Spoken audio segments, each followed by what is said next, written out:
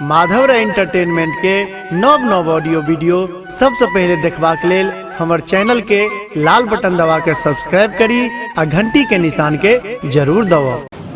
नमस्कार प्रणाम, हम छी अहाँ के माधव रे और चैत के महीना एखन चल रही है कि चैती गीत अहाँ सबको सुनाबे के ले जा रहल छी और संगत में आए हमर गुरुदेव श्री भगवान बाबू झा जी संगत कर रहल छथि नाल पर और हमरा संग छै गंगाराम झा। नमस्कार प्रणाम।